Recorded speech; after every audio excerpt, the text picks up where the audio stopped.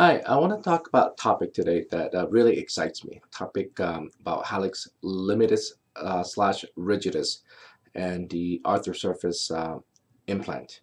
First of all, I want to thank all my patients and fellow colleagues who voted for me to be amongst one of the top podiatrists in the country.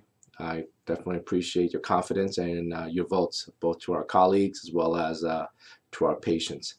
Thank you for your reviews and votes. Now,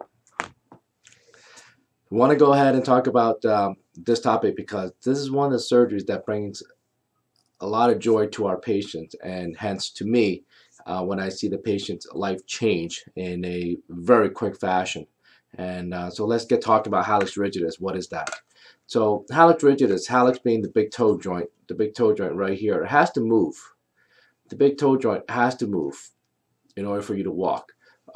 So when you're walking off the side, boom, and you're pushing off the big toe. Okay, the big toe is important for you to propulsion.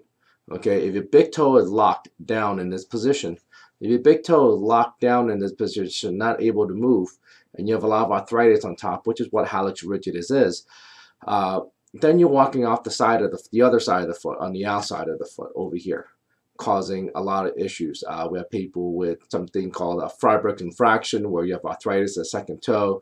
You get neuroma formation. You get bunion net deformities. So a lot of times I'll see patients say, "Hey doc, my big toe doesn't hurt. It just looks ugly. I have all these other symptoms on the outside." Well, let's look at it. You're supposed to be walking off the big toe by nature. That's why you have the big toe is a big toe and a big bone, because you're supposed to push off this big toe. So when you're not pushing off it, you're going to walk off the side of patients with hip pain, back pain, and knee pain. So you go ahead and get hip surgery, knee surgery, back surgery, come back and you're still walking awkward. And you wonder why those surgeries have failed and why you've gone through so many revisional surgeries. So that's something to really think about. Now, speaking to my orthopedic colleagues, they want to work from top down. Now, from my perspective, it's good to work from the bottom up, because without a strong foundation, a strong roof is not going to last. Or, the infrastructure is not going to last unless it's on a very strong foundation. So that's my philosophy on that. If your lower extremity is not working properly, or you're imbalanced in the lower extremity, or you're angled off in the lower extremity, anything you do on top is not going to last. And hence for the revisions that we see, and the continued pain in the hip, back, and the knee when the foot is such out of whack. So now let's talk about the hallux rigidus. Now, the gold standard for treatment of hallux rigidus limitus, when it gets to the stage where it is stuck, this is the implant itself. But let's say when it gets to the point where the toe is stuck in this position and it can't move up. So when it can't move up, you're rolling out again. You're rolling off the side of the toe. But on the other hand, you're also having a lot of pain in this joint. Now, initially, you'll have some motion, but it hurts. You'll see a big bump on top. What we call a dorsal bunion, a bunion on top, a dorsal bunion. You'll start off with that. You'll start off with ouch, it hurts in the morning. So what we do at that point is, in the early stages, we give you a little corticosteroid injection, give you some platelet-rich plasma injection, give you stem cell injections. But when you get to a point where the joint doesn't move anymore, it's stuck, and every little motion hurts, then that's when it's time to talk about a joint implant or a joint fusion. Now, I always give a disclaimer to my patients that the gold standard textbook answer for hallux rigidus when it is advanced in nature is to fuse the joint. That's very true. But now we have this Arthrosurface, where it is a very minimally invasive technique. It's pretty much a resurfacing technology versus a real open replacement, where we take off a huge amount of bone, and then if that fails, then we're stuck without much options. That is why I'm so excited about this Arthrosurface implant or resurfacing. Basically, this is another version of it. This is the traditional version of the Arthrosurface implant. This is the newer version of this Arthrosurface. You can see the technical differences is that you have this bump on top for the newer one. The older traditional one, the one I like to use, does not have that additional wing on top. And the reason for that from the manufacturer is that they found that some surgeons were not cleaning the top out properly. So what they're doing is they put a cap, so almost like a foolproof way of making sure that the implant lasts. Now, for me, it doesn't matter to have that dorsal flange or not, because I clean out the top and I put something called bone wax on top to limit the regrowth. And I think this implant, in my opinion, fits better and it works better for my patient, and the recovery is a lot faster than this one. Again, that is a personal preference on my end. My patients have done well with both styles, the traditional and the newer style.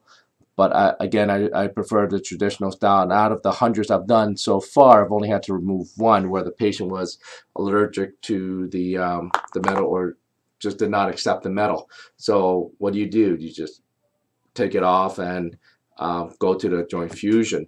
And the beauty of this is, with this implant, the joint fusion, if I have to do a joint fusion, I just pop off the end of the cap, take out the screw that's in here, and then, since I did not resect a lot of bone, it's a resurfacing, which is the latest technology when it comes to the knee and the hip and the shoulder. It's a resurface rather than to replace. The replacement requires a lot of bone resection. When you take a lot of bone resection, I can't give it back to you. Nobody can give it back to you. So the fusion becomes more difficult. But with this, there's an easy bailout. If we have to go to a fusion later on in the future, just popping off the cap, putting bone together with some bone, with a minimal amount of bone graft, put a plate and screw on it, and we call it a day. So we went through Hallux Limitus Rigidus. Now you need about 65 degrees of dorsiflexion with this motion in order to walk properly. Or when we do a fusion, you need at least about 5 degrees, so when you walk, you rock off a rigid lever. So those are the goals. When it comes to you doing a joint implant, we want at least 65, but I want about 90 degrees when I'm on the operating table. I want about 90 degrees because things are going to contract when you heal. So if I could get 90, 65 is a very easy goal to get. And most of our patients achieve and maintain at 65. And I've had a patient up to 6-year follow-up with the same exact implant with no pain, and the range of motion is still great, and she's I'm her favorite doctor. So I think this is a very gratifying procedure, and let's go over a case that's gonna show you from right before pre-op, intra-op, and post-op. So like all my videos, it can be a little graphic when I show the exact surgical procedure. Viewer discretion is advised.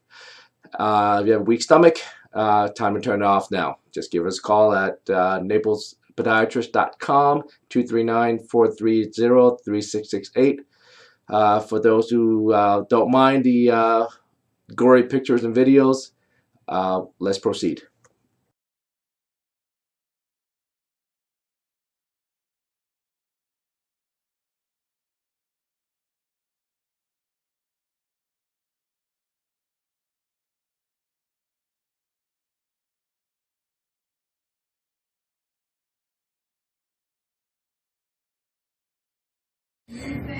This is Hallux Limitus Rigidus, no motion right here. We're gonna go in for the implant today. You're ready, huh? Let's do it, because this is motion none. There's no motion here. So right after surgery, we're gonna have some immediate motion. But right now, in the meantime, it hurts, doesn't it? Yeah. Right about there. That's the end range of motion. That is 0 dorsiflexion and about 5 degrees down. You really need 5 degrees up for this. So here's how it locks in real life. That's where you have the pain, right here. All this extra bone here. That's where all the pain is. It's locking. It's not moving. That's not. Every time you walk, you're jamming that joint. Bam. So let's get it some motion. Let's get it free. Let's get all this junk cleaned up. From limited range of motion, now we have full range of motion, about 65 degrees right now, normal. You know, the implant, it's unimpeded. You can see from the side, it's unimpeded. This is bone wax on top. That's the implant right here, and this we cut this bone right here, proximal phalanx, just so it doesn't knock and lock up on top. So we free it up so it curves normally as it should, so it doesn't lock. So both aspects that cause the locking mechanism has been taken away, and this bone wax to prevent growth of bone over this implant, as well as control the bleeding. You can see the patient's not bleeding very much. She's doing very well. She's a young patient, very active. After surgery, we're going to watch range of motion, beautiful. That's just hypertrophic tissue on here. There's no more extra bone here. Hypertrophic tissue. Yeah, check. We're going to move range of motion right here. Range of motion is back to normal. We'll watch it from the side. Range of normal. Range of motion is perfectly normal now. This is immediately right after surgery. Range of motion is good. Nothing is stuck. We're very happy. I want to get them moving ASAP.